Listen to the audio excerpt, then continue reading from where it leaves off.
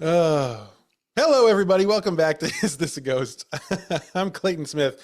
And every week, after about 10 minutes of real solid banter, I introduce a show where I tell a real ghost story from real history. My real friend, Patrick Dean, who doesn't take it real seriously.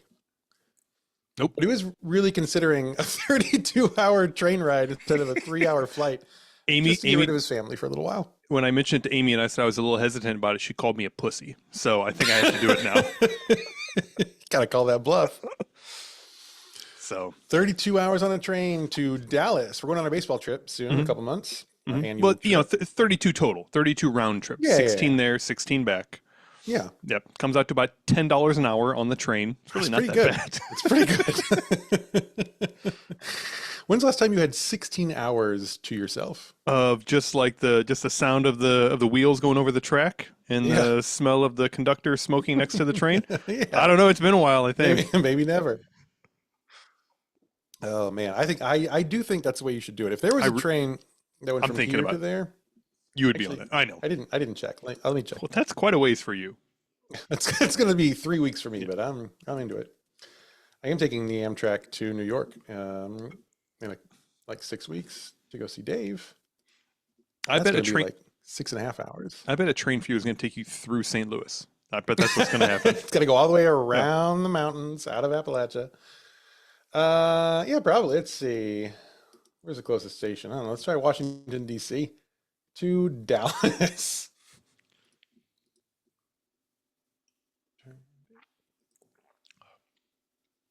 is great audio content. Glad I'm doing this. Jeremy will probably stretch this out some. Put a lot of ums and pauses in here. Right. Oh, no trips. You know what? I'm starting to think the train might not go from Virginia to Dallas.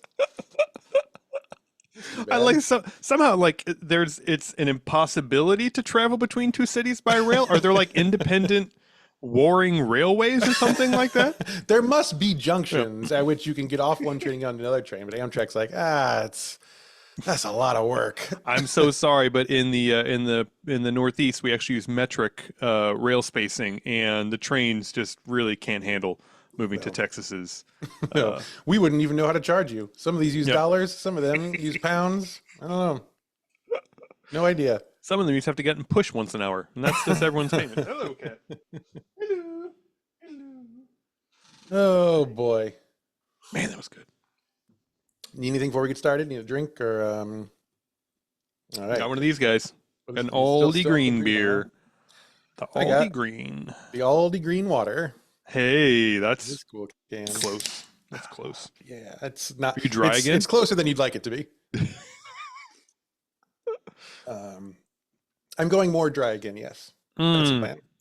That's too bad. That's the plan. I would think I'm better at making jokes on this podcast when I don't drink before, which is really upsetting to hear. But that's also not your job. Your job is to set the softball on the tee, and then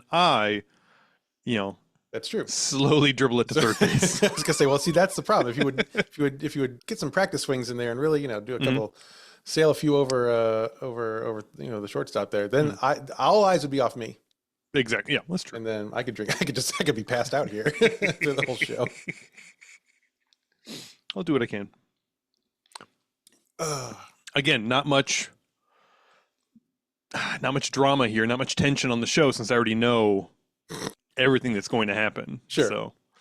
I got it. And do you want to do the story tonight?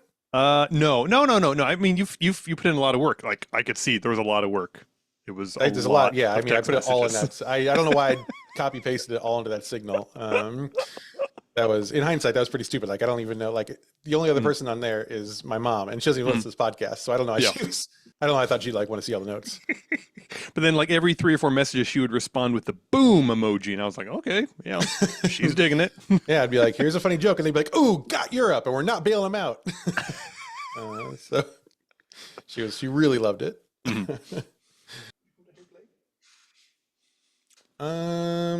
So anyway, yeah, you should take the train. That would be good. I think I will. Be good. Maybe see if Cody wants to split the roomette with me. It says very clearly sleeps one at a time, and I don't really know. I'm not sure if that's like if it's bunking or how that works exactly. One of you We'll has see. to sleep. The other one must watch. Okay. There's enough room for one standing, one sleeping at any given Yeah. time. This is fair. Yeah, it's the special kink rate.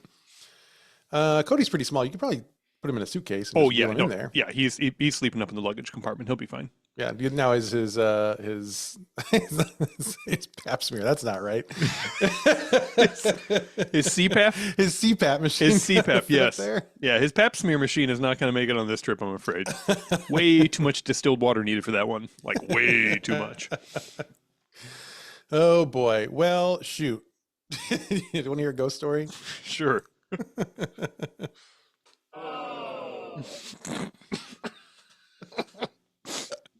Oh fuck! I just took a drink too. Anyway, Oh boy. Well, please don't fix that. here we are at the third story of our national park suite. I don't know how many stories we're going to do for this week. But, From the intro audio, sounds like this is going to be it. we're not going to have a show next week or ever again because we, like you, will be in ashes. Oh boy. Where are we here? Let's see. Okay, so starting at 3 this week. I will preface this. We don't always do a lot of content warnings on this show because it's kind of like this is a show about ghosts. Yeah, and surprises. Yeah. Yeah. Gotcha. Murder. I thought maybe this might be worthwhile. There's some domestic abuse in this story. Okay. So if that's something that's you are sensitive to, you don't have to listen to this one. No, just go in, just click the 5 stars and the thumbs up, Yeah, and then that's actually the only way you can skip it now that you're in it. Yeah. It's sort of like a kind of a weird like ring reverse situation. Like you don't have to listen, but you do have to give us 5 stars and rate and review and $5. exactly. And if you do listen to the whole episode, then you're kind of a sicko. So I don't really know what you're still doing here. We gave you the warning. Oh, all right. Let's see. It is the summer of 1940. Ooh, Charleston is playing on every radio in the country. Mm-hmm. Probably. Commies are everywhere. Mm-hmm. Those pinkos. A couple of laid-back dudes are paddling around in Lake Crescent in Olympic National Park in Washington them? State. Just the two of them. Just do them. All right. Just the two of them. Being cool friends in the boat. Just the two of them. It's not weird, I think is the song. If you're wondering, let's see, if you've never seen this lake, you are probably wondering, why is it called Crescent Lake? I have an answer for you. It looks like a crescent roll, actually. It's like, Oh, never mind. It kind of looks like a crescent roll. Okay. it looks a little bit like crescent roll. It can looks see like it. an unfolding crescent roll. I'd call this Falcor Lake. This is a Falcor for sure. Okay. Yeah. Okay. Yeah, I see it now. Yes, that's definitely Falcor Lake. Yeah. Okay. Yeah. It's There's the located- the ears pinned back up at the top. Yeah, it's fast Falcor. Mhm. He's going to zoomies. It's way at the top here. You can see Mhm. all the way Yep. Washington State. So Yep. that's where we are. If we go way out, see? That is the globe. Yep. Yeah. And if And you're on Earth signal today, and- maybe you saw we are bombing this part of the country over here. So that's Crescent Lake. Looks crescentish. Now let's see. Anyway, summer in 1940. These two chill dudes having a cool time in a boat. Nothing weird about it. And they suddenly see a bundle in the water. Uh-oh. So they do what you should not do, and they paddle over to it. Oh no! Paddle away. Paddle away, always paddle Oh wait, away. no. You know what the paperwork is like if you find a bundle in the water? They're this close to retirement, man. Mhm. They're this close to retirement. So they paddle over though, and they lift the bundle into the boat. Oh, ew. Well, maybe it's like a cool treasure. That's strike. I mean, okay. I guess this is how all of those, genie in a lamp stories start as well. That's So- right. And they are 1940. They're clearly too stupid to know the difference. This is some Scheherazade shit for sure. Yeah. And they know, and so they pull it into the boat. And this is a wet, obviously, bundle of big wet blankets Mhm. that are wrapped around something. Maybe a lamp. Could be Maybe a not. gigantic lamp. Could be an approximately human-sized lamp. That smells a little bit like a dog. So Mhm. you They rub peel it back- first, not me. You rub it first. I hoped you would ask me to rub it first. You can have the wishes. I just don't want to touch it. So they peel back the blankets, and inside they find the body of a woman who had been hog-tied and strangled to death. Oh. Now, here's what I think. Now, it's always going to be pretty surprising to find a dead body bundle floating in a lake. But this particular lake, it's not exactly a stranger to strange happenings. Okay. Come back with me, will you? So many moons ago. Lake Crescent is surrounded by mountains, and one of those mountains is called Mount Storm King. It's my favorite Warcraft expansion. Warcraft Northwest, Pacific Northwest. And let's see, that's the wrong button. I'm going to show you. It has a pretty flat top to it, which you can see in this photograph here. Hey, can I pause you for 1 second? No. I hear a commotion. Okay. Boom. I thought it was interesting that you go upstairs and about, I don't know, 6 seconds after I see you leave, you hear the toilet going off. Hey, that was the commotion. That was the commotion. Timing is interesting, huh? Timing is interesting. Timing is everything from what I found. You know that we're going to be down here at least an hour every week, right? Yeah, okay. Absolutely. Just checking. Okay. Well, now that the bathroom break is over, let's look at this picture. You didn't ask me if I had to go before we left. So that's on well, you. That's true. Before we went on this little adventure that we call our podcast. For now on, I'll make sure. All right. So there's this mountain. Mount It's Storm flat King. on the top. It's flat on Warcraft top. Mountain. I'm back. I'm back. Yeah. I'm back. Yeah. You're plugged in. And this is our guy. It's pretty flat. See that? Looks like it should be peaked. Right. Yes, but the It's not, top of it missing. Yeah, it's gone. It's gone. According to Native American legend, a long time ago, there were two tribes that I'm definitely going to pronounce real well. The Klallam and the Quayute. Okay. I think you did the first one worse. Second one, I would agree. Yeah. Yeah, at least I gave it a fun little twist on the second one. That's what you got to do sometimes. The two tribes fought an incredibly bloody battle in the shadow of this mountain. Oh. The fighting is so horrifying that the mountain itself grew very angry, broke off a chunk of rock from its peak, and threw it at the warriors. And as a parent, I really empathize with this. I will rip off my own arm if it means you'll just stop. If you know something, I will hit you with a 25,000-ton couch pillow. I swear to God. So it may not surprise you to learn that this kills every single one of them. Right, sure, yes. Finally some peace and quiet until the sirens come. It also dams the river and then creates what is now Lake Crescent. Oh, okay. This is how the lake was formed. Not a big loss then. I'm sure there's now like boating and stuff obviously there, so that's not a total loss. There's at least two dudes in a canoe in the 40s for sure. They liked it to a point.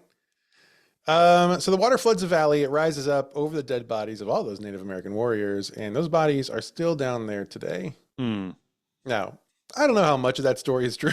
Yeah. But there are bones down there, like human bones. Okay. So probably not killed by a mountain that hurled its own top at them, I would guess. But there are bones down there. So it's a creepy lake. Generations of Indian tribes refused to go near said lake because of the story, and it became widely known that Lake Crescent never gave up its dead. Ooh, wow. So it's always been and then these two guys in the 1940s are like, man, this lake is really quiet. This is pastoral. The fishing here is great. This lake is stocked. Every few hours I pull up a boot with something in it, but that doesn't seem like a deal breaker, you know? I think it's fine. Cool cartoon fishing. I like it. If Bugs Bunny's taught me anything, we're doing it pretty well. So it's a haunted place, and Holly Illingworth knew that when she went to work at Lake Crescent Tavern in 1934. Holly, wouldn't it be a great place to put go drink at a tavern, like at an enormous haunted lake in a tavern? Yeah. Yeah. I'd go out of my way to visit that place. That Well, would I be got my good news for you. that'd be my regular place. Oh, really? You still can go out of your way to visit that place. So let's go. Now the train ride here is going to be a little bit longer. I'm not thinking we're splitting that roomette for the 117 hours to get out to Seattle, but I can listen. I can watch you sleep for a long time. I cannot watch you sleep that long. Even I cannot. Hallie had been born in Greenville, Kentucky on January 8th, 1901. Her father was a farmer, and her mother was married to a farmer. She spent her early years working said farm, and as soon as she became old enough to strike out on her own, she did. Which makes sense because I've been to Kentucky. and I also wanted to go to the opposite corner of the country after visiting. No offense to Ben and Mariah, Fox and Quill Studio. Hey, go check out Fox and Quill Studio. New merch coming all the time from them. But they have made a bad choice about where to live. They have to live with that. Anyway, so as soon as Hallie could, she moves out west in search of a better life. As I don't know, it's hard to know if she felt like she found said better life. Along the way, she ends up in 2 failed marriages. The same time? Yeah, yeah. Well, she did go through Salt Lake City. So I don't know the details of these marriages, but what I will say is she's a double divorcee in the 1930s, which is a time when I understand it was way hard to get a divorce. Yeah. You're after the first one, you're like shunned, and the second one, you're a witch. I believe. I think we've gone over this. Yeah, that sounds right. So my hunch is she met a couple of real bad guys and was strong enough to become a witch and rise above that. So she's powerful now and knows all the spells, and let's see how it works out for her. She winds up near Crescent Lake at the age of 36. Geographically speaking, this is like the literal furthest you can get from Greenville, Kentucky, without leaving the country. So she's doing a good job. She gets a job at the Lake Crescent Tavern, as I said, and I got a picture of what that looked like at this point in time. Oh man, God, I would show up there at 9 in the morning, and they could drag me back out at 9 in the morning. That place looks awesome to have a drink. It looks so good, and pretty strong Camp Crystal Lake vibes. Absolutely, yes. Someone is murdered there, like on the 1st of the month. I swear, it has to be. Well, it says tribute to the lake and the things that it's not giving up. It's a great spot. It's just like it's like the bar you and I went to outside of Boston when we went on our road trip that way. In Foxborough. In Foxborough, yeah, right next. You picked that up and dropped it into the Pacific Northwest. So anyway, so it's a restaurant and bar. It's got some lodging upstairs. And today, again, I'll note the tavern still operates. It's Lake Crescent Lodge. It has been expanded, so it's even cooler. But anyway, so Hallie gets a job at the tavern in the shadow of Mount Storm King here on the lake that does not give up its dead. And everything's going great. No indications that it won't continue going great. Now, this is a tavern, of course, so there are, among other things, there are beer deliveries made to this address. And so one day, early on in her career at the tavern, Hallie meets a beer truck driver named Montgomery J. Illingworth. It's way too fancy a name for a beer truck driver. I wouldn't be able to control myself around someone named Montgomery J. Illingworth either. No, really. That's one. one. Take what you will. Take it all. No, it sounds like a miserly millionaire in a Jimmy Stewart movie. He goes by Monty. He's a working man of the people. And he and Hallie meet. They start flirting, and I mean, Hallie is pretty good at recognizing lifelong partners, as we know. So just after 6 months, she agrees to marry Monty. And they wed in June of 1936. Oh, I have a picture of Hallie, by the way. Would you like to see her? I would love to. I'd love to see who we're talking about here. Oh, okay. Hi. Yeah, pretty good. Mm-hmm. You get it. You get it. Yeah. You'd marry that 3 times. So that's Hallie. Not long after they're married, Hallie starts coming to work with bruises and black eyes. Oh. Monty is not a good guy. One day, Hallie confides in a coworker that Monty had choked her almost to the point of unconsciousness and that he had broken one of her teeth. Ugh. Just a reminder, you could have skipped all this if you had just paid us $5. Now you're stuck. Now you're stuck here with us in this vortex. And then one early morning, about 5 months after their wedding, the police are called to break up a fight between Hallie and Monty in the lawn outside the tavern. And it's pretty bad. She doesn't do well in that fight, physically speaking. But Monty's not arrested. Oh. The cops know Monty. Mm-hmm. And they're like, I don't know, probably had a beer. So we're going to let him go. You want to make any jokes? No, I'm good. I'm totally fine. You started off this whole thing tonight telling me that I just had to put it on the tee and you'd knock it, you'd dribble it to third at least.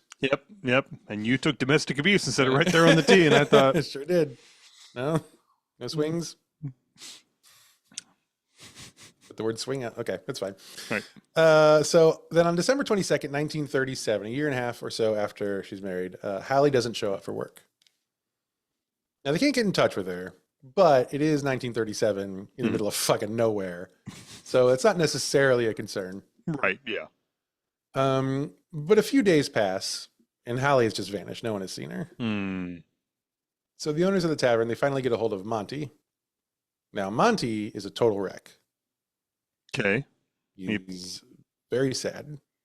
Mm-hmm. Probably very drunk still. Yes. Okay. I assume so.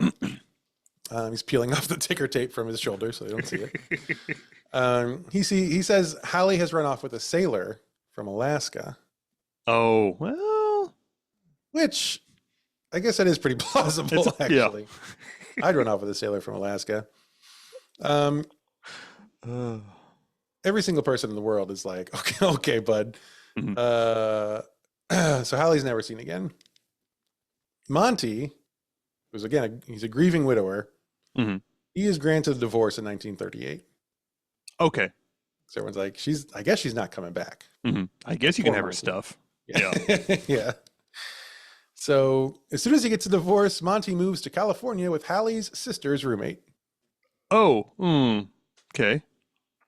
No additional details about this. All right. Is this the last we hear of Monty, or does Monty show back up at some point? Nope, that's it. Oh, okay. All That's right. Monty. This ghost story is not.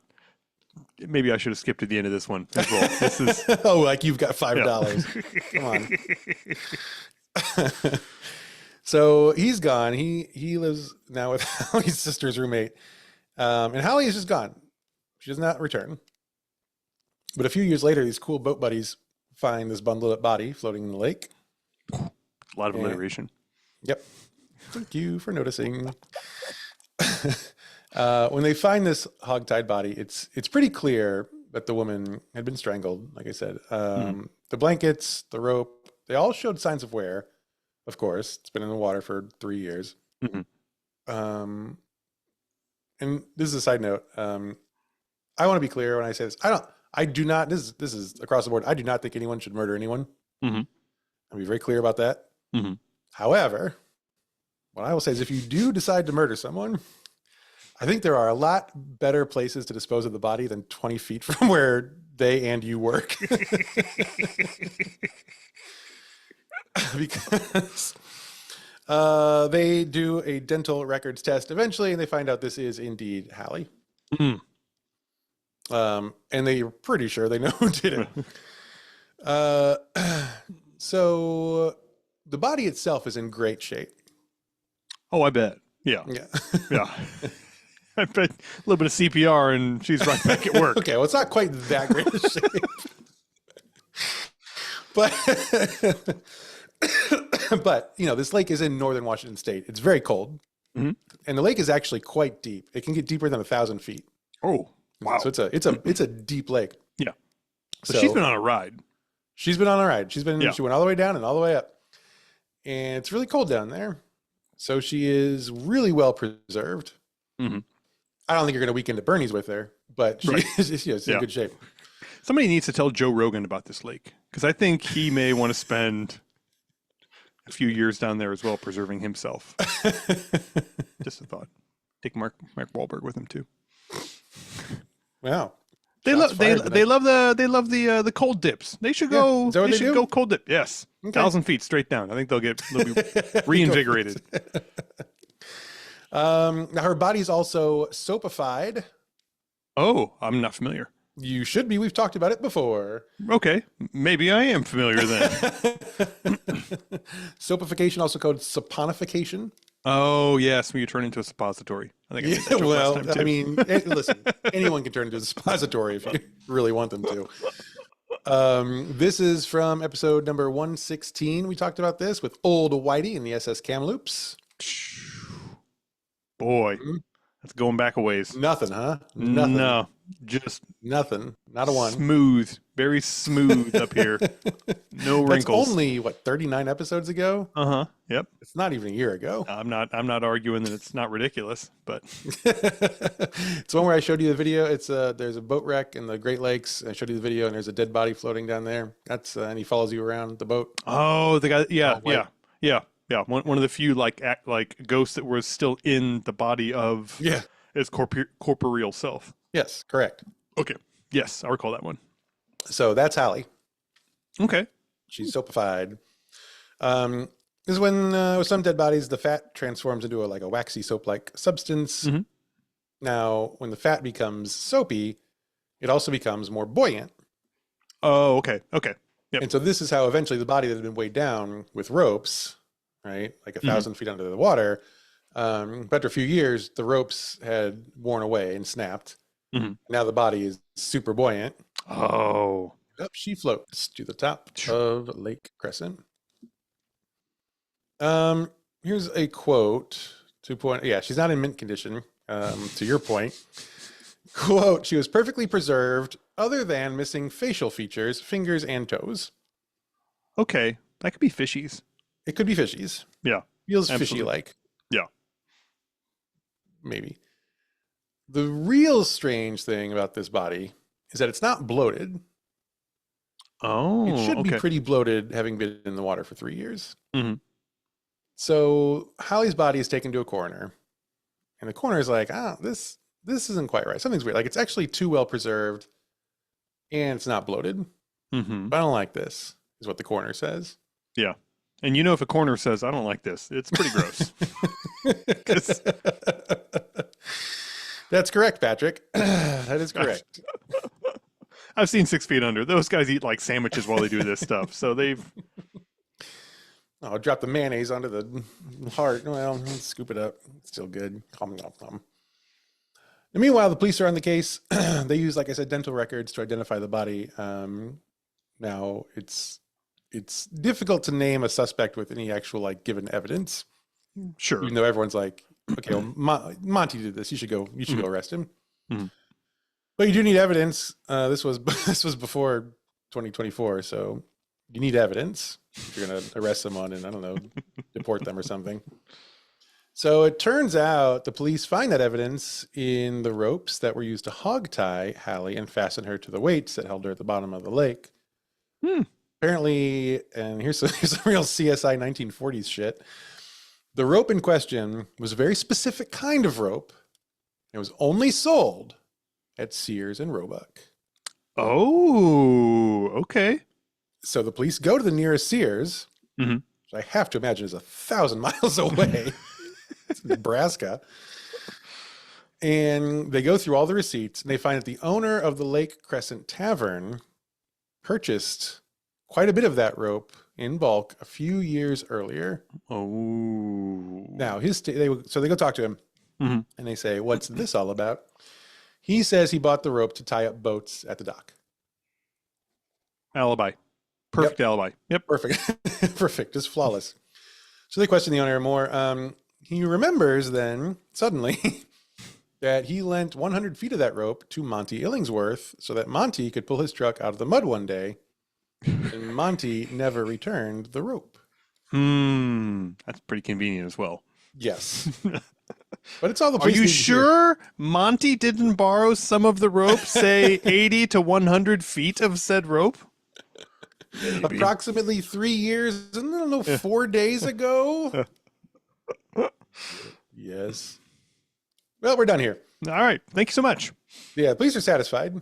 Oh, I lied. Monty does come back. Monty is extradited from California, and so he's back in a big way, and he stands trial for Hallie's murder. Now he tries an interesting defense.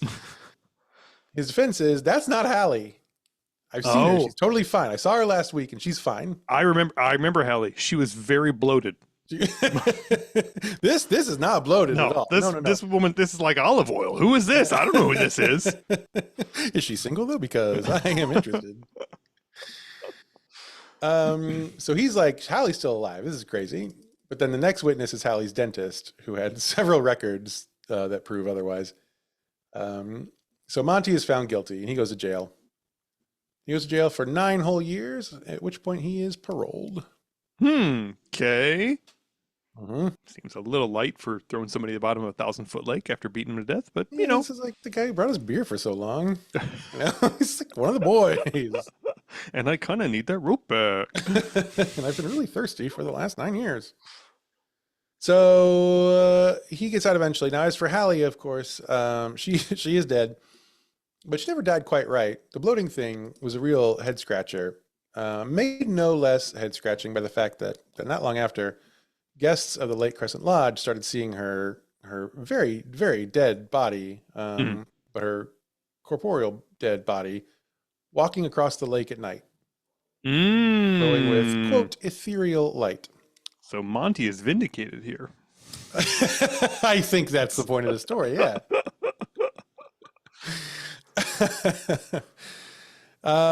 She's also seen roaming the halls of the lodge, sometimes as her living self, and sometimes as a corpse with missing fingers, toes, and nose. There's something in the soapification thing that's keeping ghosts inside, and I don't like it. I'm anti. Yeah. I'm anti that. If I want to see a ghost... I'm also anti whatever little fish just eats the cartilage. That's gross. Come on. Well, come on, fish. Listen, I've been very anti-fish the whole time. And if you look back at all our episodes, at least 7 different ones, you'll see that pattern. Staunchly anti-fish. Staunchly, always have been, always fucking will be. Anyway, so staff of the lodge have gone on record to share stories of lights flickering, doors banging shut, and music in the bar blaring to life long after the bar is closed. When people see her actual human corporeal form, she is, quote, glowing in the darkness, pale and translucent, and a little bit sudsy. And not bloated. I mean, this sounds like this is the best thing ever happened to her. I'm going to look great for eternity. Minus the face thing and the fingers thing. Well, yeah, all the cartilage stuff. That's fine. But yeah. Otherwise, great. Over on Reddit, user Zuzu of the Wolves detailed an encounter with Hallie's ghost. The poster here is a seasonal worker at Olympic National Park, and they live in the park housing during the summers. And I'll just read this part of this post. The building I live in is backed up against an impenetrable coastal rainforest, and some friends and I were sitting in one of the apartment units chatting when we all noticed screaming coming from the woods. Initially, we thought it was a cougar, but it kept going and was decidedly human sounding. Then Phil said, could still be a cougar. I'll go check it out. You guys stay here. Don't wait up. Sometimes it seemed more like sobbing, and in other moments it was frantic yelling. It went on for about 5 intense minutes, then stopped. Now the truly chilling part. About 30 seconds after the yelling stopped, what sounded like a disembodied woman's voice coming through a radio started muttering right next to where we were sitting. We couldn't make out what she was saying, and it only lasted a few seconds. It was in the room with us, but we couldn't see anything. One of my friends opened the door to make sure there was nobody outside, and we were completely alone. Oof. So Hallie is out there, and it doesn't sound like she's very happy. And that is a story of the Lady of Lake Crescent, Hallie Illingworth. Soapy Hallie, I've decided that she might be called by some people. Boy, she's gonna come for you. She's I'm not not come for going. I'm you. not going to Northern Washington. I stop at Seattle. That's as far as I go. Any questions about this one? Any thoughts, concerns? No, I mean they need to rename the lake, obviously.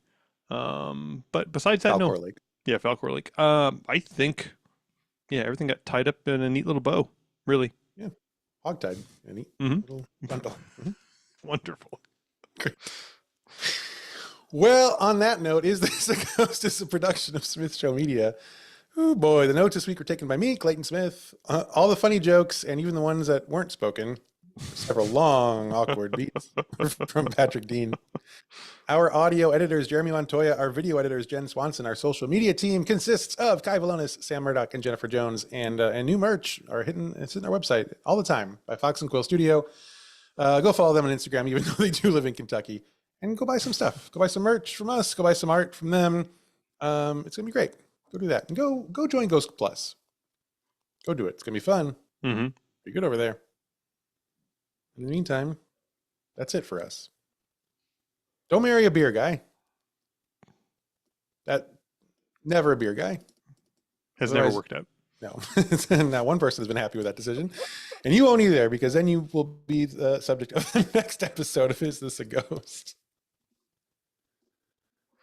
What? That's not worth having in there. What are you doing? Wow. Sorry, for those of you watching on YouTube, this podcast Sorry. may induce seizures. Oh my God. Wow. What? Why do you have that? Is my seizure done? It's a seizure light. Oh, okay. Just in case. It's to detect seizures. Are you having one? I don't think so. Let's not- see. yeah. Yes. Yes. That's cool thing to have by your Yeah, computer. it's one of the kids' toys. I do not know where this came from, but it's here now. Great. How cool Now for it's you. famous.